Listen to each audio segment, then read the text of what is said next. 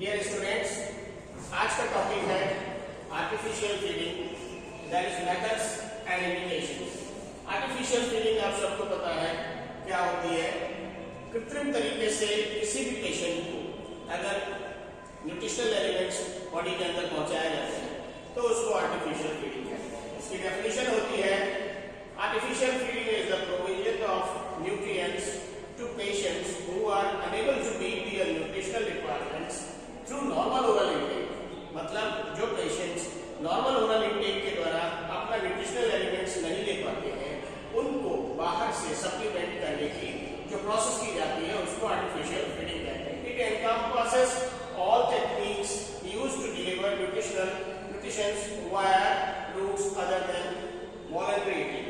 स्वाभाविक है जो सामान्य तौर से कोई भी हम लोग भोजन करते हैं उसके माध्यम से अगर भोजन नहीं पहुंचता है, इसके अलावा चाहे पैरेंटल रूट्स हो या किसी और रूट्स के थ्रू हम अगर पेशेंट को फीडिंग पहुंचाते हैं इंट्रा पैरेंटल या सप्लीमेंटल रूट से, तो वो एक तरीके से आर्टिफिशियल फीडिंग ही कहलाती है। इसके तीन तरीके से हम लोग इसको दे सकते हैं।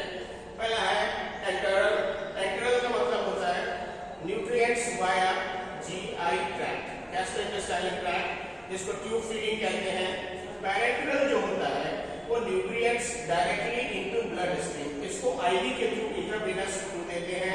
ऑलरेडी इसमें कॉम्बिनेशन होता है कार्बोहाइड्रेट, फैट और प्रोटीन का एक कॉम्बिनेशन होता है। उसमें पूरे एक बैग होता है, उस बैग के थ्रू उसको आईवी कनेक्ट करते हैं और पेशेंट को डायरेक्टली उसकी ब्लड स्ट्रीम में चढ़ाते हैं।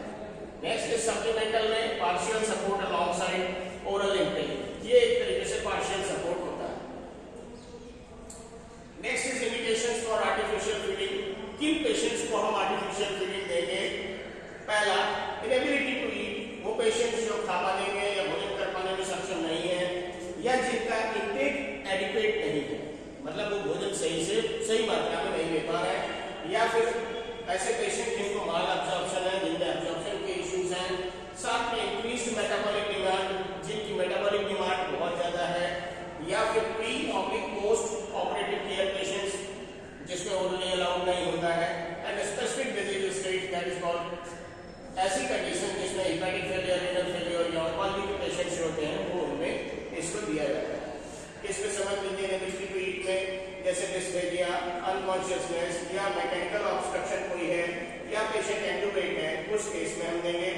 इनएडिक्वेट इंटेक में anorexia, severe nausea, vomiting, psychotic disorders means that is called anorexia nervosa. Next is malabsorption, short bowel syndrome, severe Crohn's disease and radiation enteritis, ये सब malabsorption के cause होते हैं। Increased metabolic demand में severe burns, major trauma, sepsis and critical illness, and pre and post operative care में malnourished surgical patients, bowel rest after GI surgery, अगर कोई GI surgery हुई है तो बाउल को रेस्ट देने के लिए भी हम पैरेंटल न्यूट्रिशंस या आर्टिफिशियल न्यूट्रिशंस देते हैं। Next is specific disease states में hepatic failure, renal failure, oncology, इन सब पेशेंट्स में भी आर्टिफिशियल फीडिंग दी जाती है। सबसे पहले बात करेंगे एंट्रल न्यूट्रिशंस की, that is called if the gut works use. अगर गट काम कर रही है, आपकी आंखें काम कर रही हैं तो इसका इस्तेमाल करिए। एडवांटेजेस ऑफ एंट्रल न्यूट्रिशन क्या है, इसके लाभ है? Maintains gut integrity and microbiome. Obviously gut की इंटीग्रिटी बनी रहती है क्योंकि भोजन अगर उसके रास्ते से जाता है, एब्जॉर्प्शन होता है तो उसका एक तरीके से इंटीग्रिटी और माइक्रो जो हमारे गट्स के अंदर है वो भी मेंटेन रहते हैं। फिर prevents bacterial translocation, more physiological, cheaper than parental. Parental काफी कॉस्टली पड़ता है, उसके कंपेरिजन में ये डाइट काफी सस्ती पड़ती है। लोअर इन्फेक्शन रिस्क, इसमें रिस्क भी इन्फेक्शन का काफी कम है। एंड प्रिजर्व्स इम्यून फंक्शन, अगर कोई चीज नेचुरल वे में हम इंटेक ले रहे हैं तो उससे न्यूट्रिशनल वैल्यूज भी बेटर होंगी और दूसरा साथ में इन्फेक्शन या इम्यून इन्फेक्शन होने के चांसेस कम होंगे क्योंकि हमारा इम्यून सिस्टम काफी बेटर मेंटेन करेगा। कंट्राइंडिकेशंस किसमें है? बाउल ऑब्स्ट्रक्शंस या पैरालिटिक इलियस, इस तरीके की कंडीशन कोई हो, severe haemodynamic instability, gastrointestinal ischaemia, uncontrolled vomiting, high output fistula या पेरिटोनिटिस, ये कुछ स्पेसिफिक कंट्राइंडिकेशंस हैं जिसमें हम एंट्रल न्यूट्रिशन नहीं देते। Next is enteral feeding routes क्या है? नेसोगैस्ट्रिक, नेसोड्यूरेनल या नेसोजेजुनल या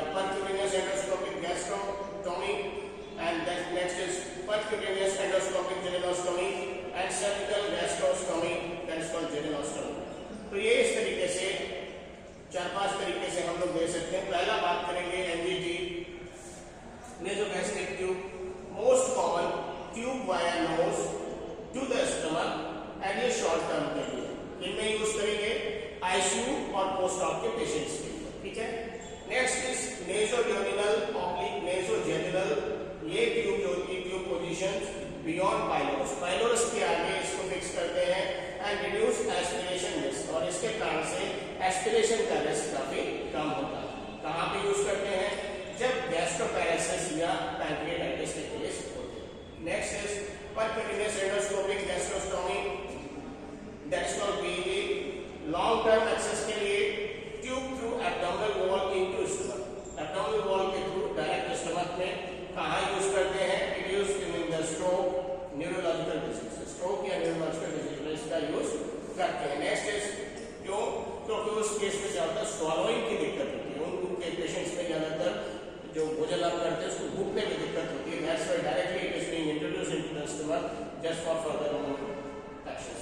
next is percutaneous endoscopic jejunostomy, that is called PEJ, it is direct jejunal access, ये सीधे जेजुनम में एक्सेस होता है एंड बाईपासेस स्टमक इंटायरली, और ये स्टमक को पूरा ही बाईपास करके जेजुनम के एरिया में इंट्रोड्यूस करता है, स्टमक के बाईपास स्टमक में इंटायरली। नेक्स्ट किन चीजों में यूज होता है? गैस्ट्रिक डिसमोटिलिटी, अगर गैस्ट्रिक डिसमोटिलिटी है, उसकी गति नहीं है उस कारण में। Next is high aspiration risk, और जहां पे पेशेंट का एस्पिरेट करने का रिस्क ज्यादा है वहां पे ये जेजुनोस्टोमी यूज होती है।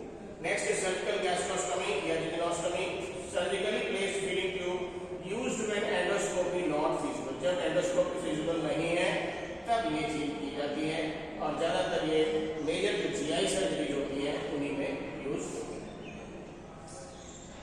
Next is enteral formula types,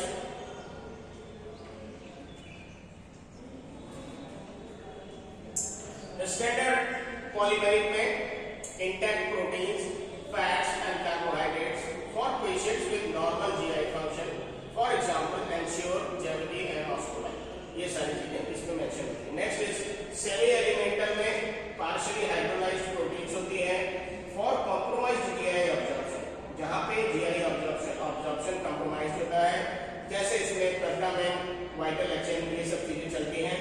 elemental में free amino acids, simple sugars, severe malabsorptions, shortcut, for example इसमें विवोनेक्स या टोलिनेक्स चलता है। अगर डिजीज स्पेसिफिक की बात करें तो जैसे renal, hepatic, diabetic, pulmonary, altered macro और micro nutrient ratios, for example Nephro और न्यूट्रीहेल्थ के नाम से ये। Next is methods of enteral feed delivery, पहला continuous infusion, second is intermittent cycle और oblique cycle and bolus feeding. ज्यादातर continuous रहता है, pump driven, constant rate over 16 to 24 hours, best tolerated in critically ill, requires infusion pump. याद रखिएगा ये जो continuous infusion होता है ये इन्फ्यूजन पंप के थ्रू दिया जाता है और 16 से 24 घंटे में ये ट्रांसफ्यूज किया जाता है at a constant rate and it is best tolerated critically ill. जो क्रिटिकली इल पेशेंट्स होते हैं उनको बहुत ही बेस्ट तरीके से टॉलरेट होता है and it reduces aspiration, aspiration इसमें कोई संभावना नहीं, and good for unstable patients, और जो पेशेंट्स अनस्टेबल हैं उनके लिए काफी बेहतर साबित होता है। इंटरमिटेंट और cyclic, feeds given over 4 to 6 hours, हर 4 से 6 घंटे में दिया जाता है। अलोइंग ब्रेक्स, ब्रेक्स देते हैं, mimics meal patterns used in step down और rehabilitation patients, it is greater patient mobility, allows oral intake, ठीक है। नेक्स्ट इज बोलस फीडिंग में लार्ज वॉल्यूम जैसे 200 से 400 ml given rapidly via syringe over 15 to 30 minutes, आधे 15 से 20 minute में 200 से 400 ml पेशेंट को दिया जाता है और 4 to 6 पर डे, 4 से 6 बार प्रतिदिन, and it is simple, no pump needed, more physiological.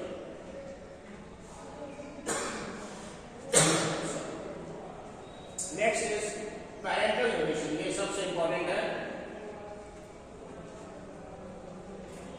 जो भी पेशेंट्स क्रिटिकली इल होते हैं, हॉस्पिटल में होते हैं, आईसीयू में या फिर क्रिटिकल यूनिट में, और जो पेशेंट्स अपनी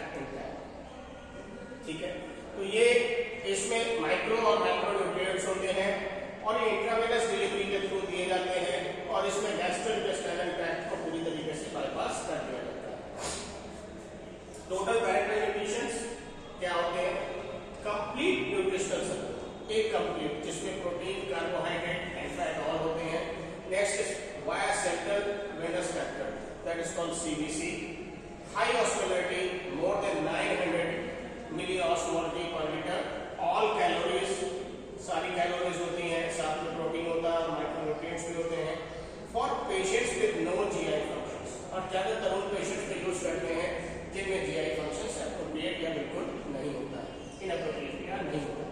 पेरिफेरल पैरेंटल न्यूट्रिशन में that is called PPN. It is partial nutritional support via peripheral when, lower osmolarity less than 900, limited calorie density and short term use only. ये लगभग 2 हफ्ते तक दिया जा सकता है। Next is components of parental nutritions. मैंने पहले भी आपको बताया था, इसमें proteins, carbohydrates, proteins, lipids, electrolytes, vitamins and trace elements सारे पाए जाते हैं। कार्बोहाइड्रेट में इसमें dextrose 50 to 70% solution, primary energy source 3.4 kilo calorie per gram, typically 50 to 60% of total calories दिया जाता है। प्रोटीन्स में क्रिस्टलाइन अमाइनो एसिड्स होते हैं, ध्यान रखिएगा। Amino acid diet, amino acid solution 10 to 15%, 4 kilo calorie per gram, dose 0.8 to 2.5 gram per KG per day depending on clinical conditions. ठीक है। Lipid emulsion, direct lipid emulsion होता है 10 to 20% from soybean olive oils and that is 9 kilo calorie per gram, that is 15 to 30% of total calories provided by EFAS। Electrolytes में sodium, potassium, magnesium, calcium, phosphate adjusted daily based on serum levels and clinical stage. Vitamins water soluble, B complex, C and fat soluble A, B, E के vitamins added to diet. ये पहले से इसमें add किया जाता है। Next is trace elements में zinc, copper, selenium, manganese, chromium, iodine. Prevent deficiency syndromes in long term patients. जो लॉन्ग टर्म पैरेंटल न्यूट्रिशन दिया जाता है तो उसमें डेफिशिएंसी ना हो, उसके लिए पहले से ही थोड़ा सा मेंटेन करके चलना है। Next is indications for parental nutrition. जब कभी जीआई फेलियर होगा या pre operative post operative cases होंगे या क्रिटिकल इलनेस होगी या ऑन्कोलॉजी के केस होंगे, उन केसेस में हम पेशेंट को पैरेंटल न्यूट्रिशन देते हैं। ये याद रखिए। नेक्स्ट जीआई फेलियर में क्या, short bowel syndrome, intestinal pseudo obstruction and refractory mall absorption, ये कंडीशंस तीनों हैं तो उसमें देंगे। फिर pre operative post operative cases में severe मालनरिश that is 7 to 14 days before surgery, unable to tolerate enteral feeding post op and major abdominal GI procedures। अगर ये इस तरीके के केस हैं तो उसमें भी पैरेंटल न्यूट्रिशन दिए जाते हैं। Next is critical illness, enteral nutrition contraindicated, जहां पे एंट्रल न्यूट्रिशन कंट्राइंडिकेटेड है, persistent ileus in ICU and haemodynamic instability, in cases में भी पेशेंट को हम पैरेंटल न्यूट्रिशन देते हैं। ऑन्कोलॉजी में बोन मैरो ट्रांसप्लांट अगर है या सीवियर म्यूकोसाइटिस है या बॉवल ऑब्स्ट्रक्शन फ्रॉम ट्यूमर है, ये कंडीशंस भी पैरेंटल न्यूट्रिशन को इंडिकेट करती हैं, इनको देना चाहिए। Next is enteral versus parenteral nutrition comparison. Parameters में route, cost, infection risk, gut integrity, monitoring, initiation, duration and complications. Obviously route इसमें एंट्रल में जीआई और पैरेंटल में इंट्रावेनस। ठीक, कॉस्ट इसकी लोअर साइड, पैरेंटल की हायर साइड, इन्फेक्शन रिस्क इसमें lower है और उसमें हायर साइड है। गट इंटीग्रिटी में it is preserved and it is atrophy risk. ठीक है। नेक्स्ट क्या होता है, गट की इंटीग्रिटी प्रिजर्व होती है, इसमें एट्रोफी हो सकती है, यूज नहीं करेंगे तो एट्रोफी होगी। नेक्स्ट इज मॉनिटरिंग में less intensive and it is intensive. Initiation within 24 से 48 घंटे, if TN fails then CI oblique CI, and duration short oblique long term, इसमें भी short oblique long term. Complications इसमें क्या है, aspiration या diarrhoea, इसमें कॉम्प्लिकेशन क्या है, ग्लाइसीमिया ऑब्लिक लिवर इश्यूज हो सकते हैं।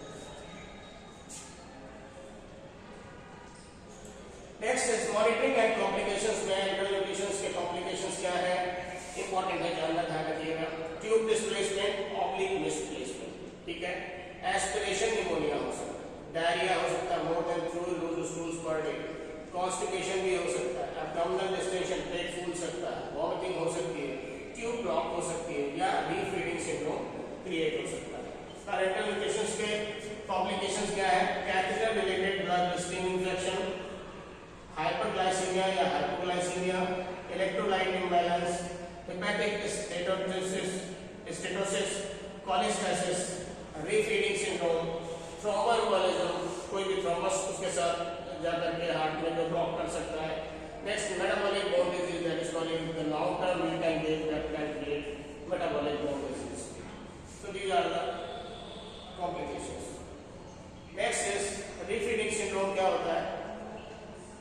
A potential fatal metabolic complication occurring when nutrition is reintroduced to malnourished patients too rapidly. अगर हम जल्दी किसी पेशेंट को malnourished पेशेंट है उसको बार फीडिंग इंट्रोड्यूस करते हैं तो वहाँ पे refeeding syndrome डेवलप होता है. पैथोफिजियोलॉजी क्या है? Starved cells starved for phosphate, magnesium and potassium. Carbohydrate load creates insulin surge. Rapid intracellular shift of electrolytes creates severe hypophosphatemia less than 0.5 millimole per liter. Clinical features क्या होती है इसके?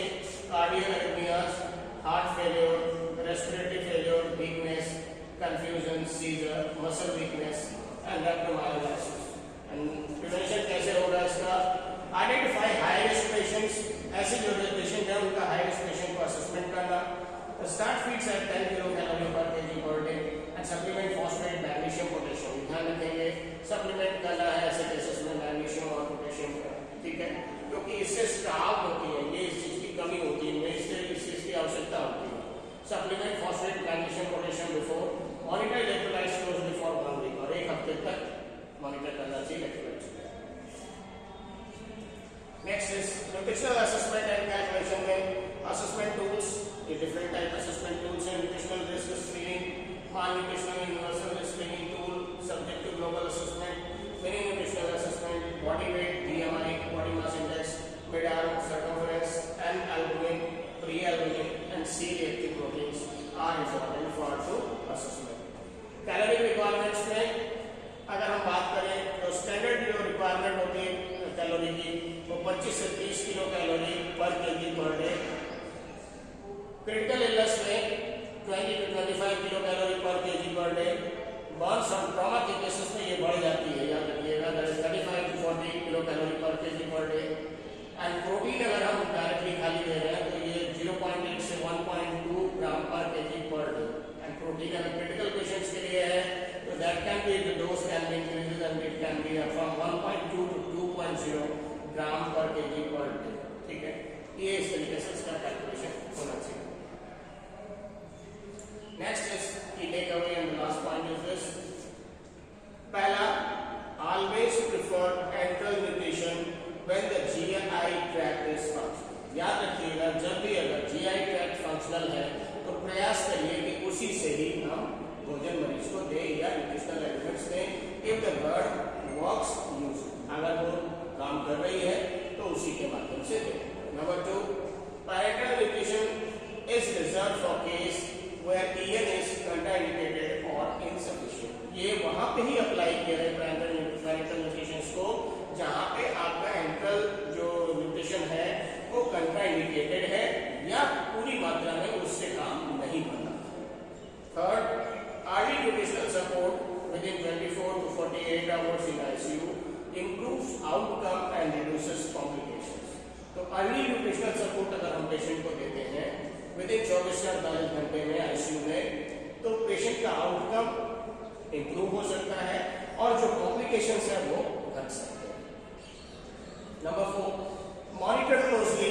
Patient को पूरा तरीके से मॉनिटर करें क्लोजली.